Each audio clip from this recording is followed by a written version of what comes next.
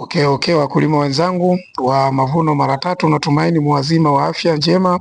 Leo nataka nizungumzie kuhusu kombaini. Kombaini zinatusaidia sana tukiwa makini, ila sasa kombaini tena zinatutia sana hasara tusipokuwa makini. Zile kombaini inapokuja kukuvunia wewe kule ilikotoka, inakuwa imeshavuna maheka kibao. Sasa inapokuja kukuvunia wewe kule chini, kwanza unakuta maopereta wale wamechoka kule chini, maboti yameregea, kukaza kwenyewe hawataki. Ndio hivyo, kwa sababu wamechoka, wameshavuna maeka kibao. Sasa wewe inatakiwa uwe makini inapoingia tu shambani kwako kuvuna. Cha kwanza, ikipita mstari wa kwanza, unaingia unakagua, inamwaga, utakuta imemwaga mampunga pa, unawastopisha, jamani tufunge huko.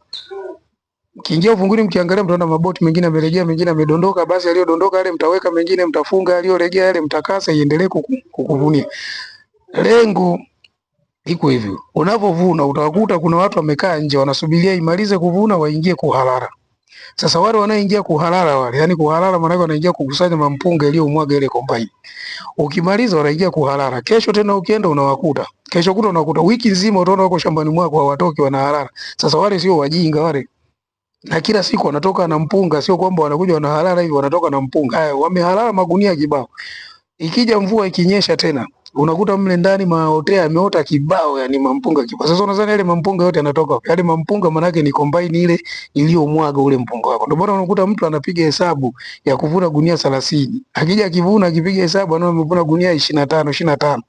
Hesabu zake lizipiga sahihi, ila hakuwa makini, yani kwenda kombaini kwenda kuikagua. Kwa hiyo zile gunia 5 za juu zote zimemwagikia mle, ndio zile wanahalala watu na mengine ndio yale mahotea. Sasa nitaka tukumbushane hapo, ili kupata mavuno mara tatu.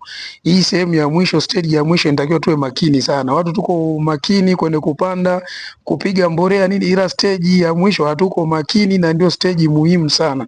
Nafikiri nimepata kitu. Basi tukutane tena kwenye kanuni inayofuata. See you next time. Ciao.